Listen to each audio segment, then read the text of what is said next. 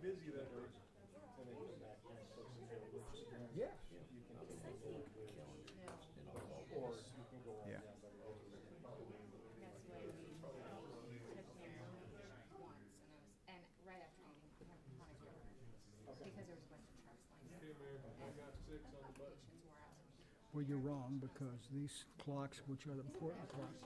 No, it's right there. It's in the bottom I computer. know, 59. Got 1 minute. You got 1 minute, Jack. I'm surprised we didn't. Says Oh, so. my husband, you're never. The computer, and they're always right. Not watching it, just gonna click right. And we might have got a couple of those side. There you go. See that? Yep. I'm going to call the meeting to order. Would you please rise and join me for the Pledge of Allegiance? I pledge allegiance to the flag of the United States of America and to the republic for which it stands, one nation, under God, indivisible, with liberty and justice for all. Thank you. May we have roll call? You certainly may. Good evening, everyone. Councilmember Kelly. Present. Councilmember Miller. Here. Councilmember Lane. Here. Councilmember Mendoza. Here. Councilmember Best. Here. Vice Mayor Turner. Here. And Mayor Croft. Here. Do you have any introductions, town manager, or anything?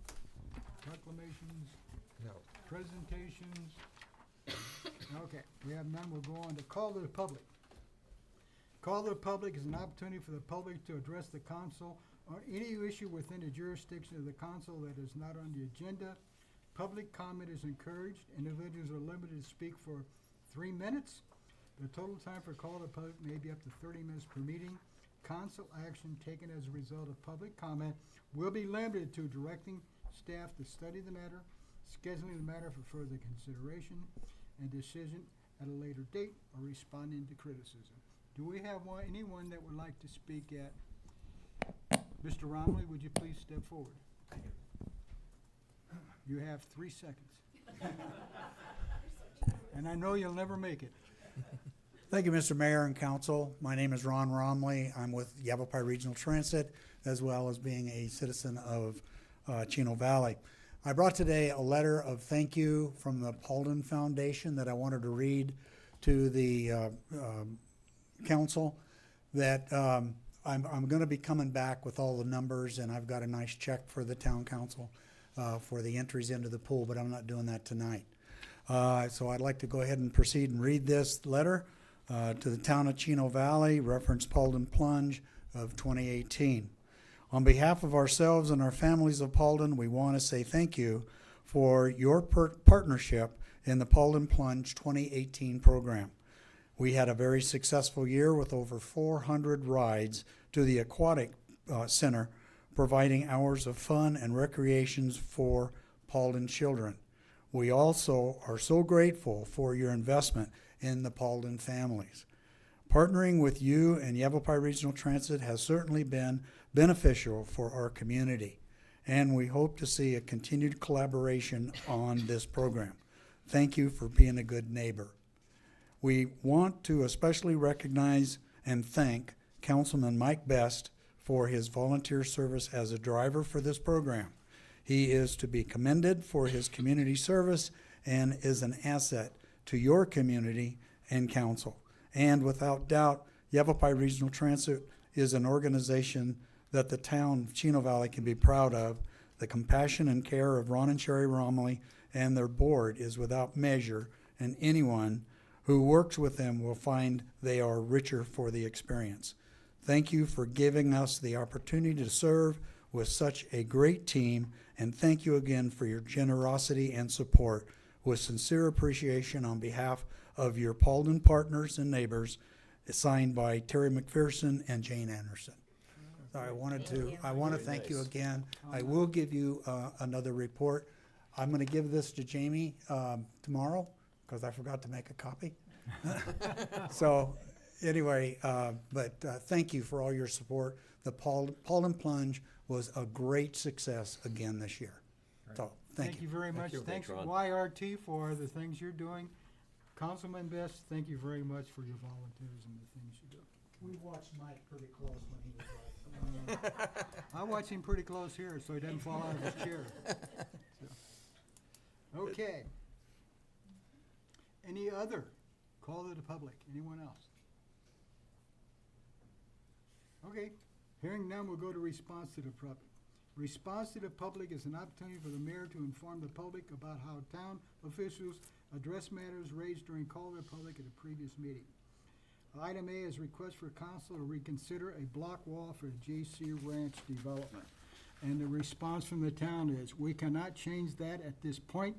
The appeal period has passed, and the council made it clear that they do not intend to require walls where they are not already required by code.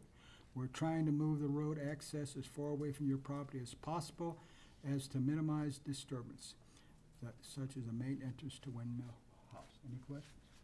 Nope. Okay, thank you. I didn't know I'm we sorry could that consensus. it didn't happen, but that's our staff response. Anybody? No, Why did we come to that consensus? when we voted on UCP, Last. conditional use permit. Yeah. I thought we, okay. Okay, the second part is request for the town to participate with funding for an additional U.S. flags along Route 89.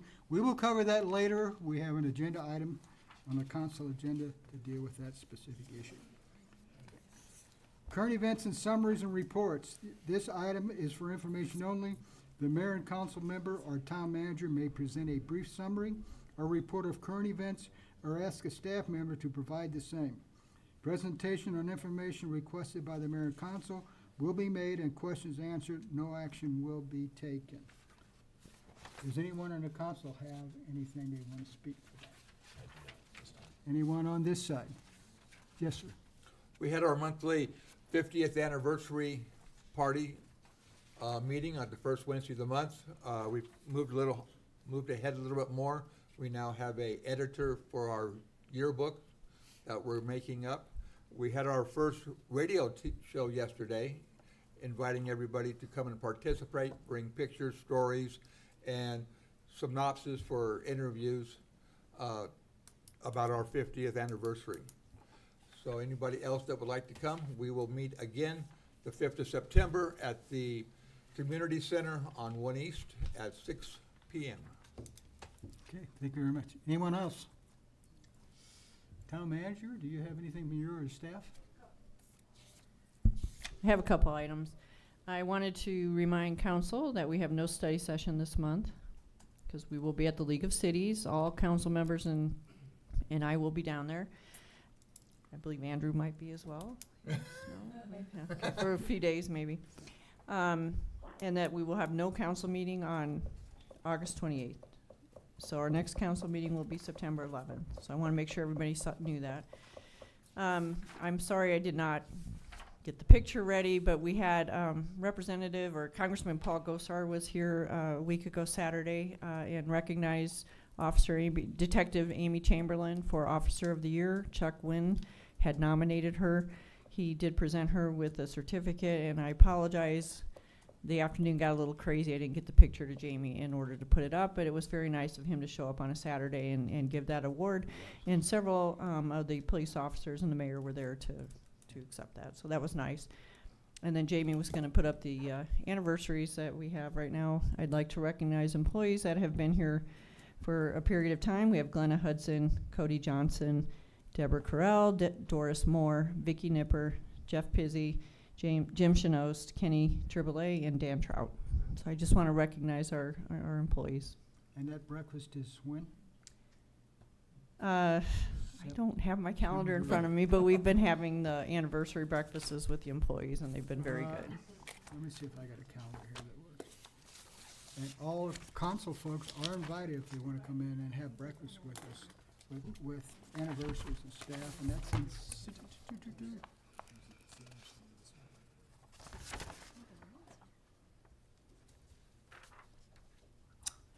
well, I failed too.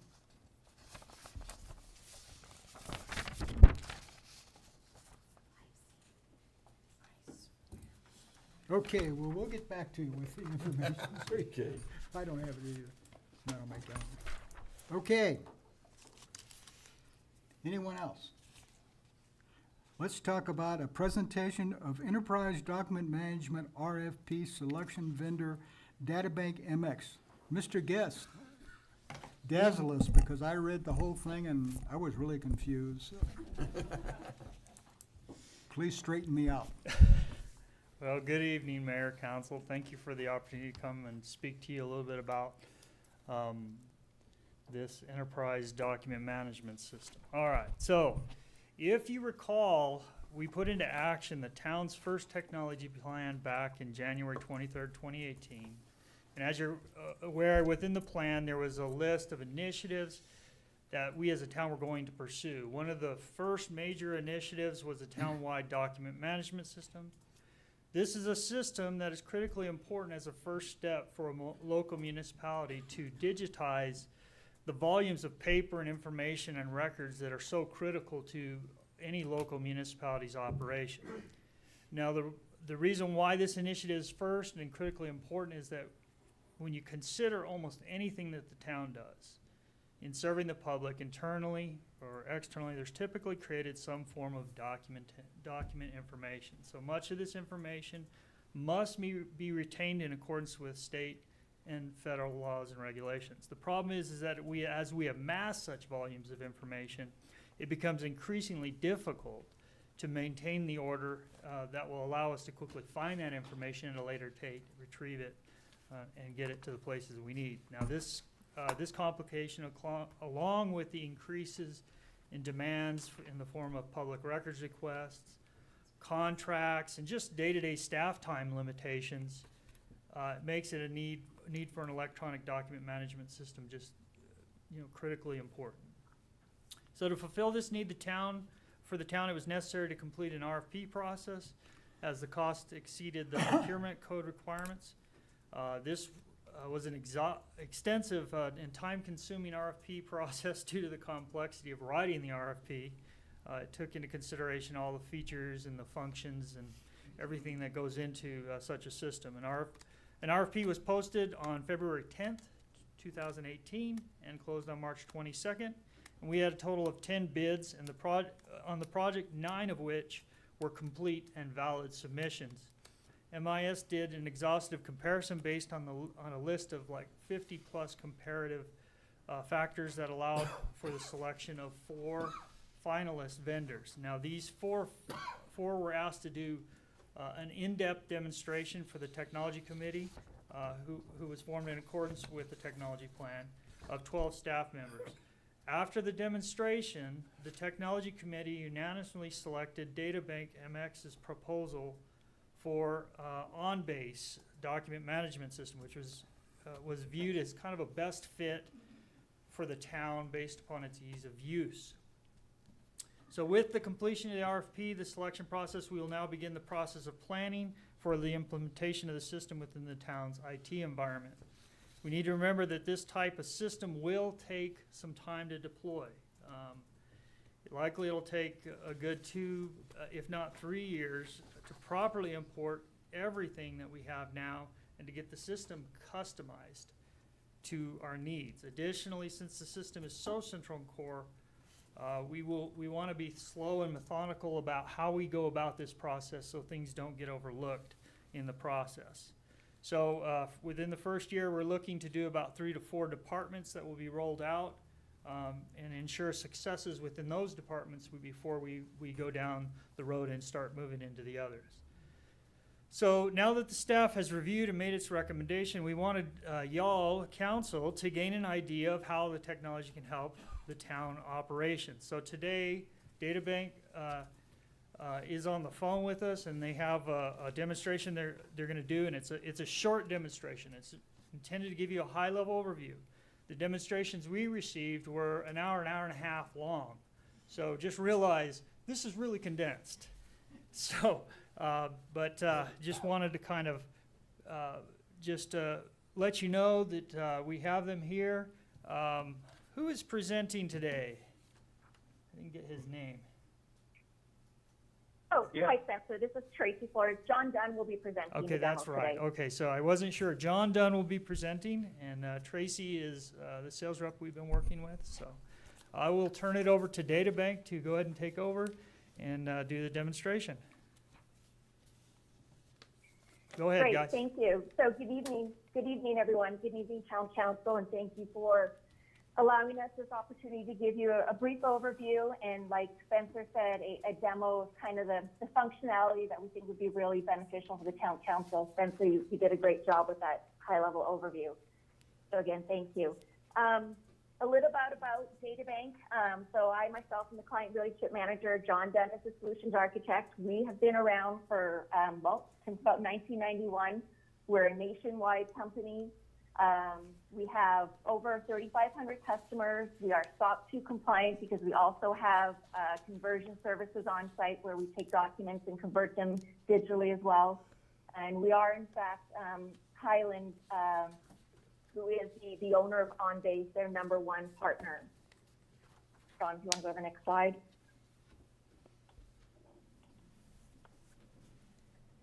So kind of like to tell you a little bit how some of our other government customers are using us. So we are in towns, cities. We are in actually every county in the state of Arizona. We are also in many of the state agencies. So we have a very decent sized footprint within the government arena in the state of Arizona. We are in every court system in the county of Arizona. Maricopa has 5 different systems alone, just with us. So we can go ahead and I'll tell you a little bit about how OnBase works. So think of OnBase as your enterprise content management solution. So it's a repository. It stores basically all of your paper documents digitally. It allows you to not only store them, but you can also retrieve them, search on them. You can do workflow processes, so it allows you, if there's approvals that need to be done on documents, instead of walking down the hall with a file folder, within OnBase, you can now send that document over to other people that need to do approvals on it. It allows you not just to store documents, but it allows you to store paper plans, electronic plans, agenda minutes, property appeals, public records, and it allows the constituent or the public to submit plans, to save them coming down to the office and submitting these plans. You can submit them electronically and allow the internal users of the town to make markups on them, retrieve them, put comments on them. There's also a little module, not a little module, it's a very good module actually. It's called the Public Access Viewer. And what that allows is your constituents to look up public records that they find are necessary for them, stuff that the constituents demand. So they can actually look up digitally without having to submit a request any agenda minutes, such as town council minutes, clerk of the board, or anything that they find necessary. And that's a little bit about what John is going to show you in the next segment. He's going to show an overview of how you can store, search, retrieve those documents, be it any document that you have, and also then how the Public Access Bureau would work so the constituents can access these documents. Great. Hopefully that gives you an overview. Thanks, Tracy. Yeah, and we want to keep this really brief. So what I'm just representing here is showing the ease of use on how to retrieve information from something like Outlook, which everybody knows how to use, and I know you guys use Outlook. So whether it's my third-party ERP application, my HR application for the counties, my case management application, doesn't matter what, we have the ability to allow for folks to be in other applications and access content in OnBase. So you can see I'm in Outlook, and I can easily just click on this icon, and now I can start searching for any information that exists in my OnBase repository. So like Tracy said, whether it's finance document, agenda documents, in this case, court case files, plan sets, we can allow for somebody directly from Outlook or their third-party application, just simply click on here and now start searching. So now I can put in this information, whether it's a case number, agenda number, PO number in here. In this case, I'll put in a defendant's last name, and it's John Smith. I now directly from Outlook can find all the information I need in regards to that particular case number or plaintiff name, etc. So I can now easily click on the complaint and view the complaint. Maybe I want to see the affidavit that was with this court case file. Maybe I want to see the plea that was with this. And again, no matter what it is, a financial transaction, a court case, an HR document, I can easily access this stuff, like from Outlook. I can also click on another method to access this information. You can see I can select a group within the enterprise. So within the county, the town, the city, the state, doesn't matter what, I can select a department if I have rights to view information. So in this case, maybe I want to go, which we've been talking to, finance, and I want to look up a purchase order. I can put in purchase order 661, hit find. You can see it brings up that particular purchase order that I'm looking for, which we've already been talking to you guys about this. And then I can cross-reference the packing slip to the vendor invoice to the purchase requisition. So the biggest thing being that in the government, as you guys know, you have all these departments that have all these transactions that are related to each other that we can easily allow for people to reference these. And likewise, once I get that information in, I now have easily, from within my OnBase system, have the ability now, if somebody's asking me to retrieve something, I can easily now attach because I have a central repository that contains all my information. So in this case, maybe it's a parcel ID for a sewer bill, right? You can see in the past, I might have had to go into my third-party application. I might have had to have gone to my share drive. I might have had to go into another folder or made a copy of that paper document. Now I can attach that file directly from OnBase within a matter of seconds in finding that for anybody that needs it. Okay, so again, this was just an overview of internally accessing that information. However, like Tracy said, externally accessing this with your constituents is another story, right? So this might represent your guys' public website. You can do a lot of things from this website now if I'm running an OnBase enterprise system. Things like allowing for folks to maybe click on a link and to sign in, let's say.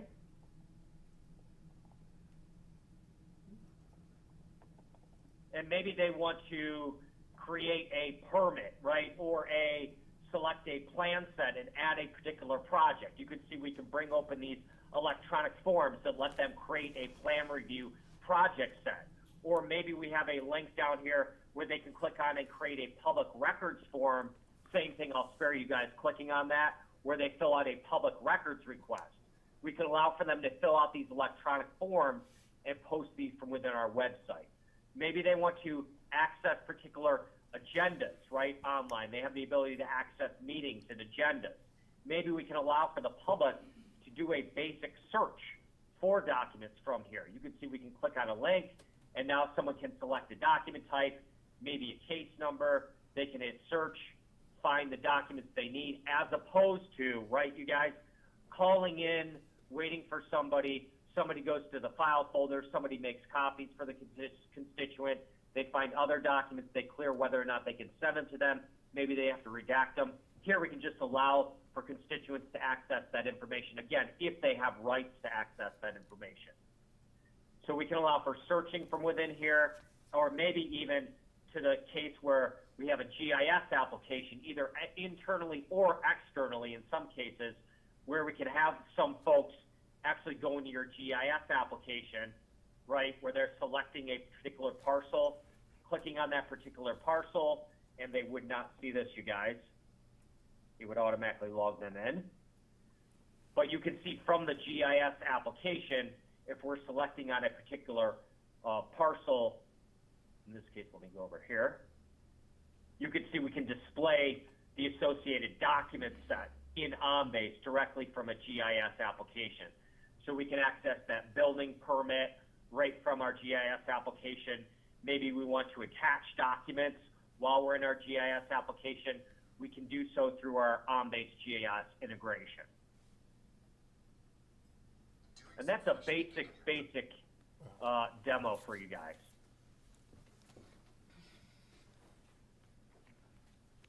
So understandably, they just kind of scratched the surface. I know there's a lot more that could be talked about. Unfortunately, doing that in a short amount of time is just really not practical. But I think that you can see that there are some things that we can automate, that we can make retrieval much quicker. we can do those things that serve the public, as well as also enhancing staff capabilities, increasing our efficiencies throughout the town. So, do you guys have any questions? Yes. Darryl. Storage and backup for this data. Yes. It is going to be an internal application, so it would actually be backed up internally. I mean, just along with all the other server backups that we do nightly and then on the weekends, and just like everything else that we have here at the town. Okay. How about hackers that come visiting us? Well, there's always that threat. Yeah. And we are definitely going to do our best to try to stave off any of that. One thing great about governments is that most of the stuff, if they got it, it really wouldn't matter much. It's boring, is that what you're saying? Most of it's public record anyway. Okay. So. Good. Any other questions? No, I'm good. Looks like a good system. I've been involved in one of these before, and it takes a while. Yes, it does. It's pretty complicated. Understandable, but It'd take about 3 years for us to do a rollover to SAP. Yavapai County is on this same thing, Is that and right? so you will see more and more of this coming with most municipalities. I know Jamie was just talking to me about the fact that we're going to be looking at doing e-recording now because the county wants to go that direction. So it's just Yeah. becoming more and more of a thing. It makes sense to do it now. Yep. Thank you. Any questions, anybody? Okay, thank you, Spencer. Let's go on the consent agenda. All those items listed below are considered to be routine and may be enacted by one motion. Any council member may request to remove an item from the consent agenda to be considered and discussed separately. You want to remove anything on this side? Me. Remove anything on this side? I can't see Councilmember Lang. No. Okay, thank you. Would you please read the consent agenda? You bet. 6A, consideration and possible action to adopt resolution number 18-1127, levying and assessing an ad valorem tax on the assessed value of all real and personal property within the boundaries of the Town of Chino Valley Street Lighting Improvement Districts for fiscal year 2018-2019, pursuant to Section 48-616 Arizona Revised Statutes. B, consideration and possible action to adopt resolution number 18-1129, amending resolution number 08-862, Parks and Recreation Advisory Board Rules, Section 3 membership to increase board membership and amend the residency and quorum requirements. C, consideration and possible action to appoint applicants to fill new positions on the Parks and Recreation Advisory Board established by resolution number 18-1129, dated August 14th, 2018, and effective September 13, 2018. D, consideration and possible action to accept the July 17, 2018 special meeting minutes. And E, consideration and possible action to accept the July 24, 2018 regular meeting minutes. Thank you very much. Do we have a motion? Make a motion, we accept consent agenda A through E. Second. A motion, 2 seconds. All in favor, say aye. Aye. Let's move on to action items. The council may vote to recess the public meeting and hold an executive session on any item on this agenda pursuant to ARS 38-431-03A3 for the purpose of discussion or consultation for legal advice with the town attorney. Executive sessions are not open to the public. No action may be taken in executive session. Let's go on to item A under action items, consideration and possible action to approve a conditional use permit CPU 18005 to allow a food truck court on CL Commercial Light Zone property, 1.38 acres of real property, assessor parcel number 306-23057, located approximately 0.25 miles south of the northwest corner of Center Street and State Road 89 intersection at 246 North State Route 89. Owner 246 Holding LLC, applicant Bruce Elridge. Mr. Lerma, our planner. Mayor, Vice Mayor, Council, just a quick correction on there's a typo there. It should be CUP 18-00014, not 15. Okay. Okay, so there's this is an item that went before Planning and Zoning Commission as a discussion item and as an action item. Council was presented a similar proposed project through a study session a few months ago, so this one's a little bit different in nature. But as discussed during the study session, food trucks are considered accessory business to the main business that's on site as a mobile merchant. Just a brief history about the site. The site is located just north of us, north of the old fire station. On site was located a food truck, 500. And a few months ago, another food truck, the Korean barbecue, or what it's called Tiger Express, was located at a different site at Olson's Grain and then at Alvarez Tires, I believe. And she was located somewhat towards the back, and she wanted a location where she would have more visibility through the street. Now, we worked with her, and through a temporary use permit, she was located on site. With a temporary use permit, she was allowed to be there for no more than 2 weeks. During that time, the 500 food truck left the site, and the Korean barbecue, or Tiger Express, was the main locator there, which we are considering now the main accessory to the business. At that time, the property owner desired interest to locate two more, a total of 3 business trucks, or food trucks, Through interpretation or through legal counsel interpretation, we have decided that a cluster of food trucks together is going to be considered a food truck court. Now, to go back a little bit, the applicant is requesting a conditional use permit. I may remind the council that a conditional use permit is somewhat different than a zone change. With a zone change, we have a listing of all the permitted uses that are allowed by right. With a conditional use permit, we're looking at if that request of the use makes sense at that specific site. And another site, it might make sense, and another site, it might not make sense. For instance, if we're requesting a food truck court in the middle of a subdivision, that wouldn't make sense. So that's what we're looking at with a conditional use permit. Now, a food truck court is similar to other type of uses that are listed in the Unified Development Ordinance as outside retail and swamp meets, activities that take place outside.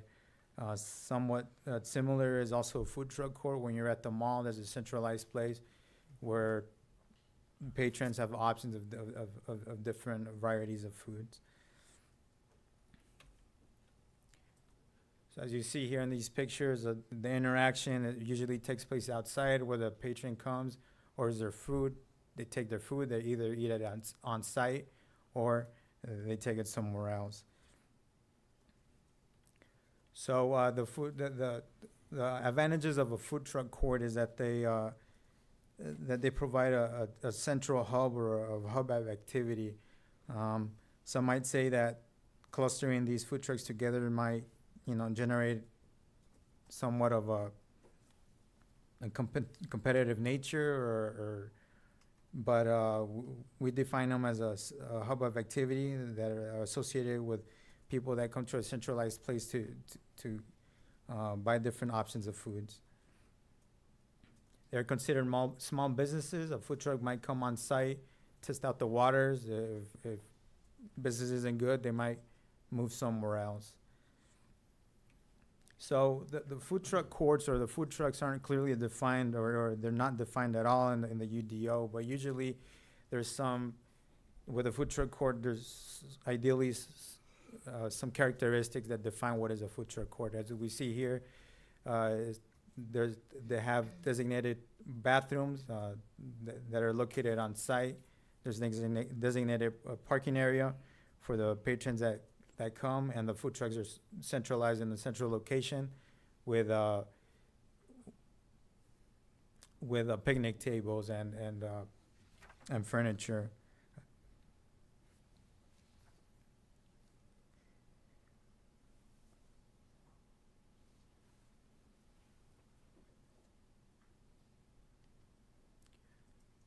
So as we see here, again, the property is located north of the town hall. It is in a commercial light zoning district.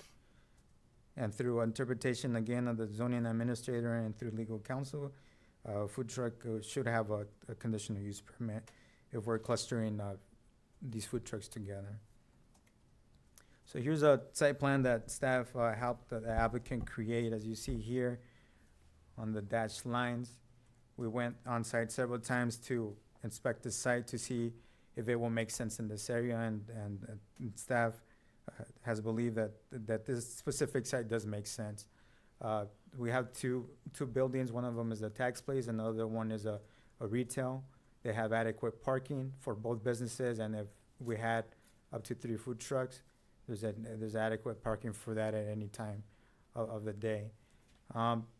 As you see here in the yellow part that's marked, staff has determined that this area should be exclusive for the food trucks. Usually when you see food trucks are located, they take up a few spaces, or they're more near to the centralized business or to the main business. In this case, this used to be a building that was demoed and the slab stayed. So with the food trucks being located here, they're not impeding traffic, ingress and egress traffic. Both buildings have handicap accessible restrooms, which the property owner has allowed the merchants to come and use the bathrooms. And again, the staff has determined by inspecting that site several times during lunch hours that there's adequate parking for this proposed food truck court. Staff has put several stipulations for approval that are recommended for approval by council. So the food truck shall be located in the designated area indicated in the site plan. When we first looked at this site, we determined that no more than 2 food trucks should be located on site. And at that time, we were looking at the food trucks that were there on site, which was the Korean Express or the Tiger Express and the 500. The 500 food trucks was a lot bigger than the Korean barbecue. Since those 2 food trucks have gone, staff has determined that up to 3 food trucks, if they're the same size as the Korean barbecue or the Tiger Express, will be located on site through development services site plan approval. That means that every time new food trucks come in, the applicant will need to submit a new site plan and indicate the measurements of the new food trucks that are there, the distances between them, and we will determine if they're too clustered in or that 3 should be adequate for that. The applicant shall provide trash and receptacles to provide for the site. Trash is always an issue. We don't want trash, the winds blowing the trash to State Route 89. So in the past, the applicant has provided adequate trash receptacles. During planning and zoning, one of the commissioners brought up the issue of access to where the food trucks are going to be located here. If those that have not observed the site or have gone to the site, this is a concrete slab that's right here, and it's surrounded by gravel. I believe it was Commissioner Armstrong brought the issue of access to the concrete slab. A lot of people with disabilities might not have easy access to the slab that's right there. So through his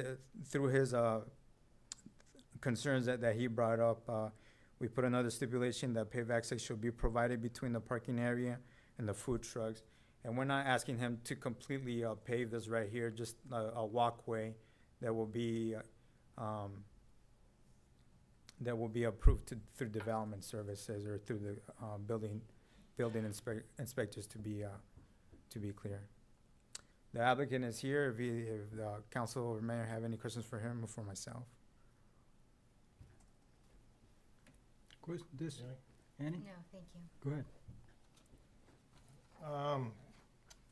Parking spaces, you say that there's 21 without a food court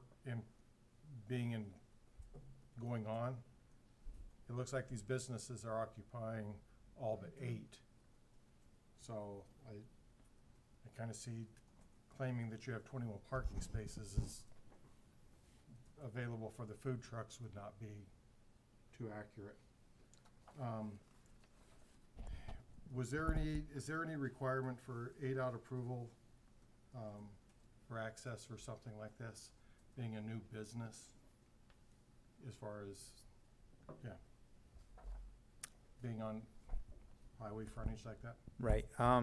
The applicant came through a feasibility where we sent comments out to ADOT.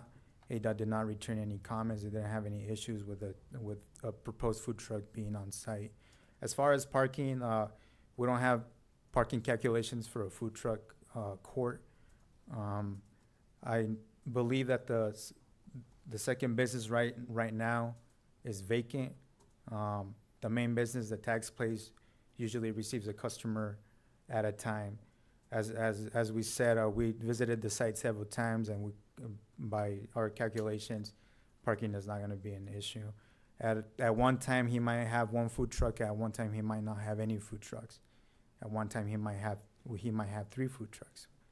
But as of right now, and how we've defined it, he has adequate parking. Okay. The restroom accessibility, is the business owner the same as the landowner, and will that need to stay the same through the length of the conditional use permit? Because if the business owner ends up not liking people in and out of his business, then that would then do away with the requirements for the CUP. Right. And I believe the property owner or the applicant can answer. Mr. Eldridge, would you come up, please, and try to answer that question? As far as the conditional use permit, the conditional use permit is attached to the property itself. It's not attached to the property owner. If there's a change of property owners, the conditional use permit will still stay. Okay, I'm just saying, how do we ensure that the restroom accessibility is maintained? Because in this situation, see, normally a food truck is assigned to a business. So therefore, it's that business's obligation to then provide the bathroom. Is that then the obligation of this business owner to provide the bathroom for 3 independent truck businesses? Yes, for any food truck that's located on any site, it is required that the primary business provide access to bathrooms. That's not regulated through the town. That's more regulated through environmental services through the county. But it's one of the requirements in order for food truck to set up shop on any site, that they need to have adequate or access to bathrooms. Okay. Have the restrooms that are part of that business, have they been approved through developmental services to be adequate to supply restrooms for 3 additional businesses at that facility? Through feasibility meeting, we talked to through building inspectors that have inspected the site, and they determined there wasn't any issues with that. Okay. Mayor? When he's Oh, finished. okay, I thought he was. Go ahead. Go ahead. Okay. What is the duration of the conditional use permit? Or is there a duration? It just is floating? Right, we haven't put a time stipulation on it. We can still regulate it through staff, through development services. We can regulate it. We can determine if there's any issues, either through code enforcement. We could take away that conditional use permit if we determine that he's not applying to code standards. Okay. I do. Okay, I'm gonna go back to the parking also, because I was a little concerned about that. Is the open area acceptable for overflow parking?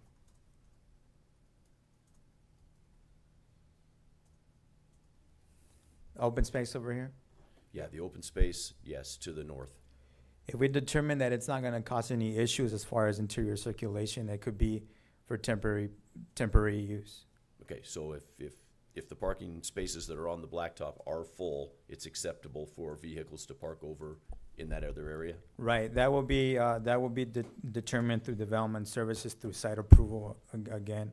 If we determine that there's an issue with, overflow of parking, we're gonna have to come back and talk to him and through site approval, approve where his designated parking is gonna be at, or his extra parking is gonna be at, and approve it through there. Okay, thanks. Go back to page 43 in your agenda. At the bottom part, I went over and walked your property, Bruce. It's pretty rough. If I was a business owner, I'd be concerned about people stripping in there and handicap using it. So you may think about the holes and stuff when they're filling them in. It says, effective date of use permit is the date upon which the final site plan is approved by development services. So you have to make all these changes before the site plan is approved, is that correct? Yes. That is correct. We expect the property owner to put, as the commissioner requested, a walkway through here for our easy access. And once he gets new food trucks on site, he will need to submit a new site plan or the new development plan, and that will be defined and approved through development services. So you don't have a food truck in there now, so how do you approve a site plan without a food truck? So right now, for the conditional use permit, you're gonna approve the use of a food truck court, but again, once he starts locating food trucks on site, he's gonna have to submit an additional site plan that will need to be approved through the development services. At that point, if we determine that there's no issues with the location of the food trucks and we don't define them as clustered, then we can issue them their business license.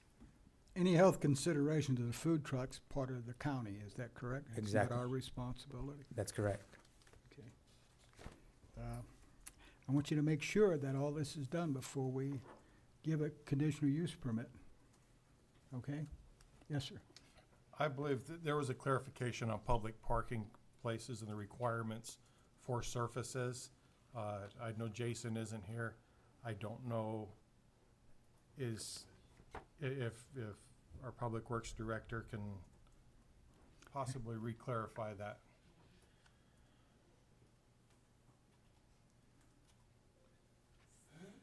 Could you Sorry, please Frank. repeat the question about parking, what Parking we would require for surfaces. parking surfaces? For the public.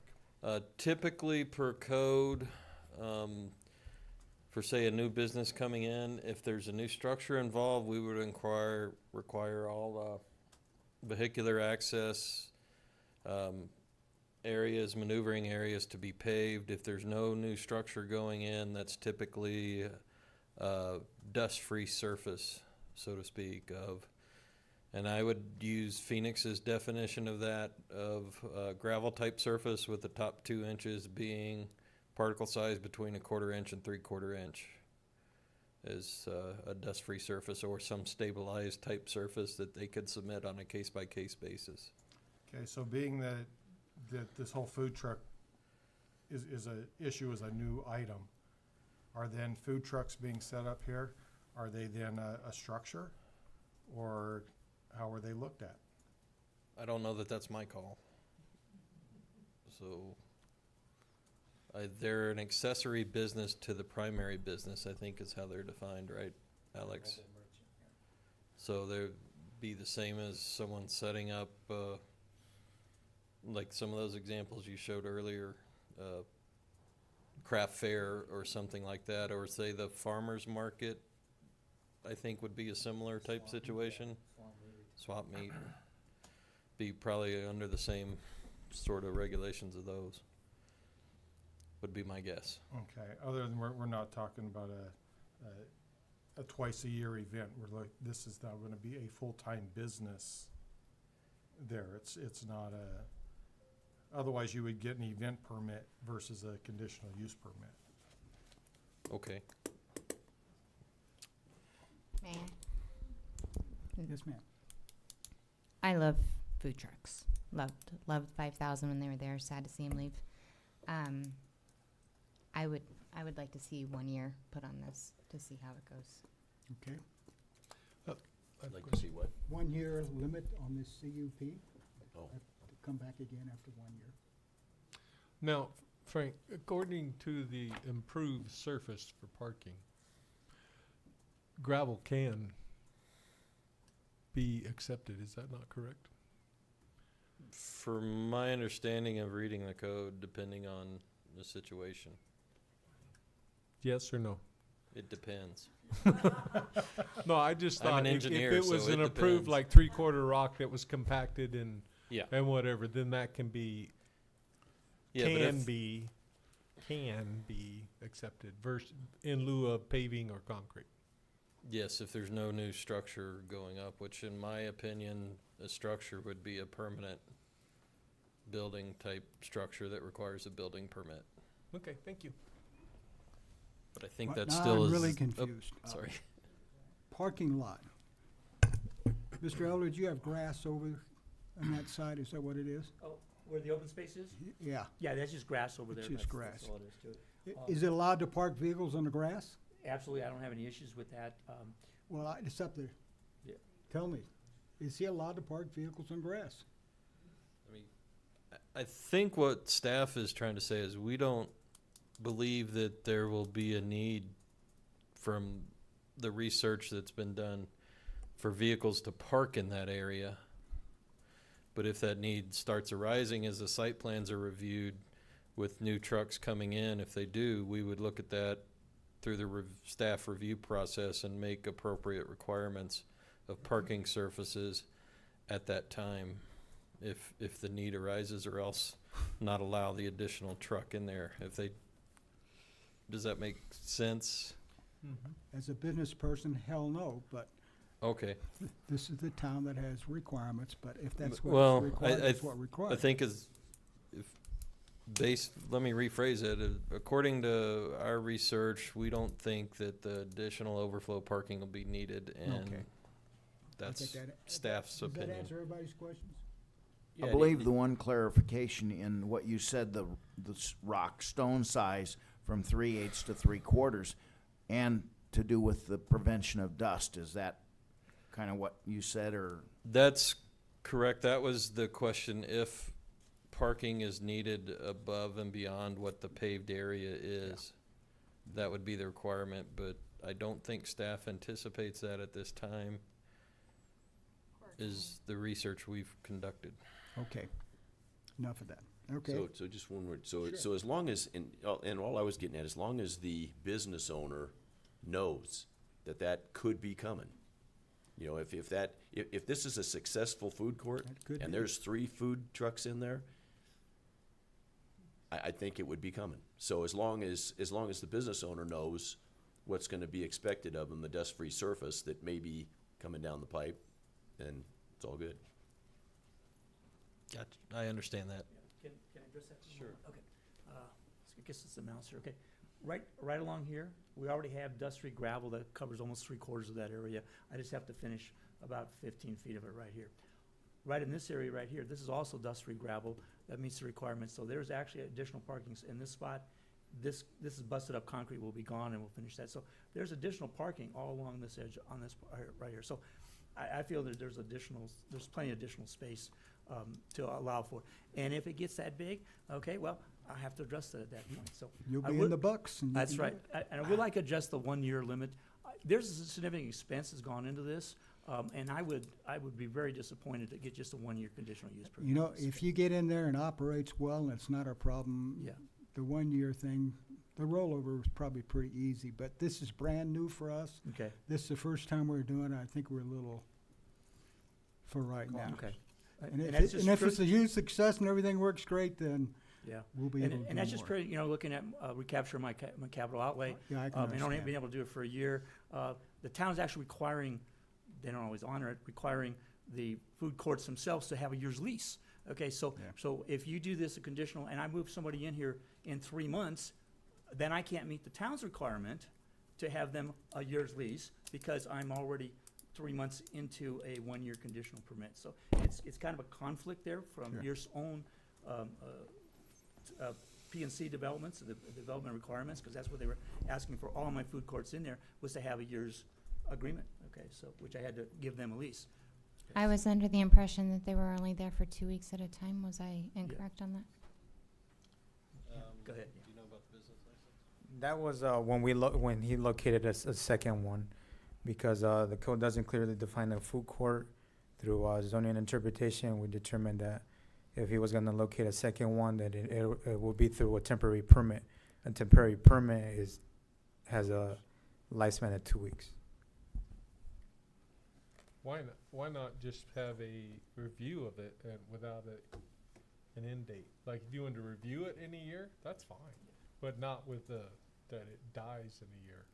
You understand what I mean? Yeah. Or 2 years, or whatever the case may be, but not put a time limit on his CPU. Is it possible, Mr. Attorney, to do that?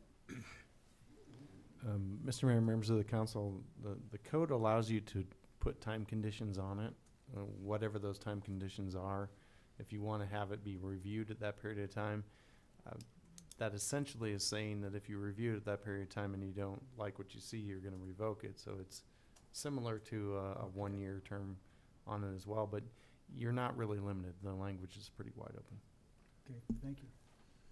Yes, sir, you're next. What do you feel, what would you feel would be the minimum to have you make your investment and know that you're gonna be able to operate up until a given time?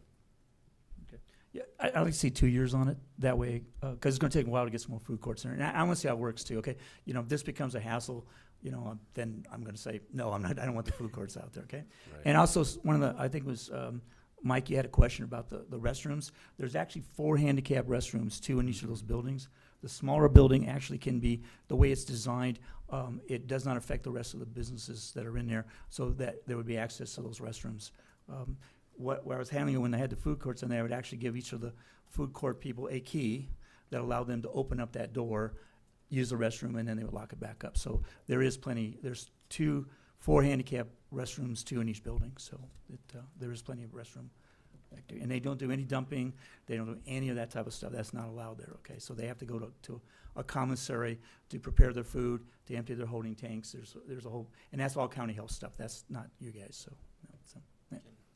One more time, Ms. Okay, if a problem arises, what can be done during this temporary, let's just say dust. And say the grass area gets enough use that, you know what happens to grass, when it gets used, it gets worn down, and then all of a sudden you got dust. If hypothetically that should happen, what would happen then? We have to wait the year or 2 years? If there's code enforcement issues, we'd handle that through code enforcement. Okay. So, All right. and I would just, I got a little clarification on the 1-year lease. That is a requirement tied to the business license.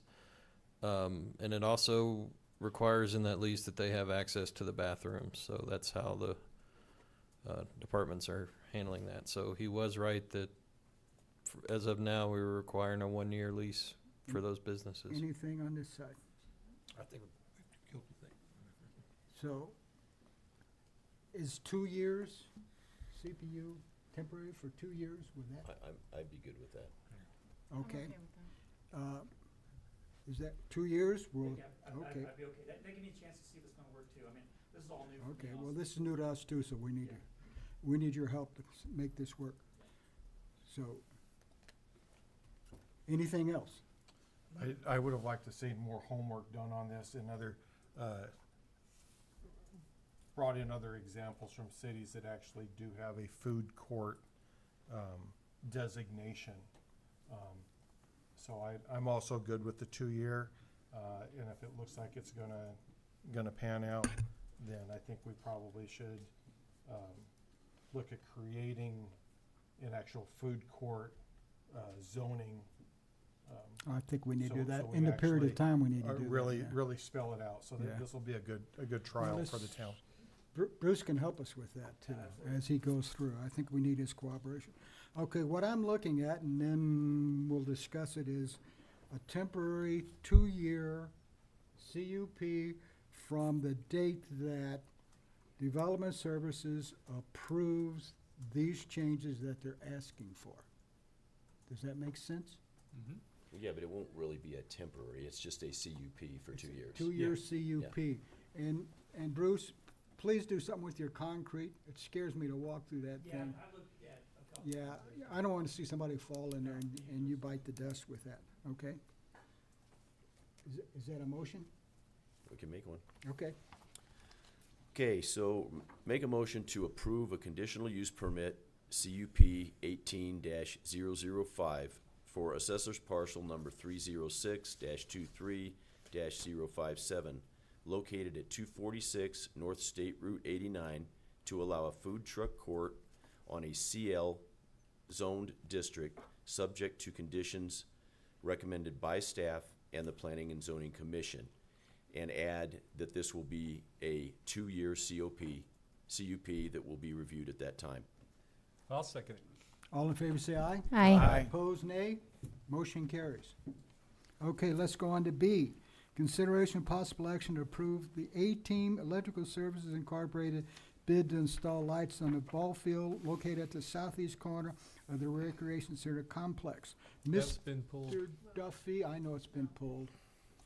Ah, here's the gentleman that's gonna tell us about pulling it. Evening, Mayor and Council. Meeting, how are you? Good. Scott? It's just my suggestion that we table this item because our sharp-eyed Councilman Best discovered that lighting the southeast field doesn't accommodate another user group, which we talked about in our retreat. Now, lighting another Little League ball field is a wonderful thing. But what we were looking for is really accommodating another user group, and that's men's softball and women's fast pitch. And lighting that southeast field does not accommodate this group. Lighting the southwest field does. So it is my suggestion we table this. I'll come back on September and we'll try to get the, I'll come and we'll try to get that southwest field lit. Okay, thank you. Do I have a motion to table? Make a motion to table action item B. Second it. All in favor, aye? Aye. Opposed, nay? Motion carries. Thank you. Thank you, Mayor and Council. C, bless you. Consideration of possible action to approve the expenditure of approximately $900 for the purchase of United States flags to line State Route 89 from where they terminate north of Road 2 North to Perkinsville Road. Questions? None. Questions? Yes, let's do it. Okay. All in favor, do I have a motion? And thank you. We're splitting this with our insurance gentleman here, Jeff. Jeff. Well, he's my insurance. You should know his name. I should know his name. huh? Yeah, I think so. Thank you for helping me out. All right. Would you like a motion? Yes, please. Okay. Mr. Champ, thank you. We'll make a motion to approve the expenditure of approximately $900 for the purchase of United States flags to line State Route 89 from where they terminate north or Road 2 North to Perkinsville Road. Second. All in favor, aye? Aye. Opposed, nay. Thank you, whatever the hell your name is. And Mr. Mayor? Thank you, Jeff. On that, the Legion, we maintain Yes. the base and everything. Once you get those, or you wanna coordinate so we're all uniform, I believe the figures came from us, so. It did. But I do these most of the time. Every time you see the flags, I'm out there, So so. we'll be asking for your help and support. Okay, yeah, I'll be installing the holders and everything. Okay, Okay. all right. Any other comments? Thank you, Mr. Champ. We Sincerely, thank you. will help you. Okay, let's go on to executive session. Council may vote to recess the regular meeting, hold an executive session which will not be open to the public for the following purposes. A, an executive session pursuant to ARS 38-431-03A3 for discussion or consultation for legal advice with the town attorney regarding legal issues related to a potential acquisition of a private water system, and pursuant to ARS 38-431-03A4 for discussion or consultation with the town attorney in order to consider the town's position, instruct the town attorney regarding the town's position related to potential acquisition of a private water system. And we'll go with B also, an executive session pursuant to ARS 38-431-03A3 for discussion or consultation for legal advice with the town attorney regarding the acquisition of a portion of the Presco water system, and pursuant to ARS 38-431-3A4 for discussion or consultation with the town attorney in order to consider the town's position and instruct the town attorney regarding the town's position regarding a contract with the city of Prescott related to the town purchasing a portion of a water distribution system that is subject to negotiation. I need a motion to go into executive session. Make a motion to go to executive session. Second. All in favor, say aye. Aye. We're adjourned to executive session. 10-minute break. Take a 10-minute break. Go home. Then we're going. Okay.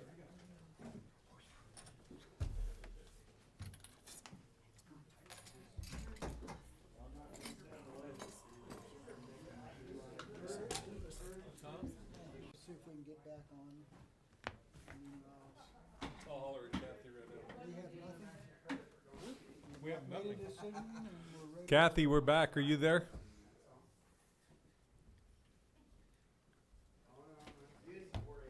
Hello, Kathy. I don't know, that was taking a second Everybody went home? Well, yeah. We had two items on that 18th. What was the second one? Was it code?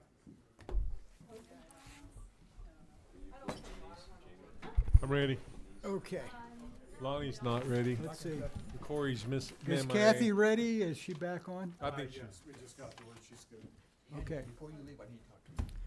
Okay. We are returning to executive session. We did not make a decision. We discussed some information with our town attorney. We're going to the next step, which is, I make a motion, we adjourn? Second. all in favor, say aye. Aye. Opposed, nay. Motion carries. Good evening. Thank you very much.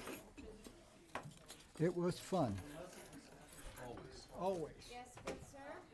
In my book.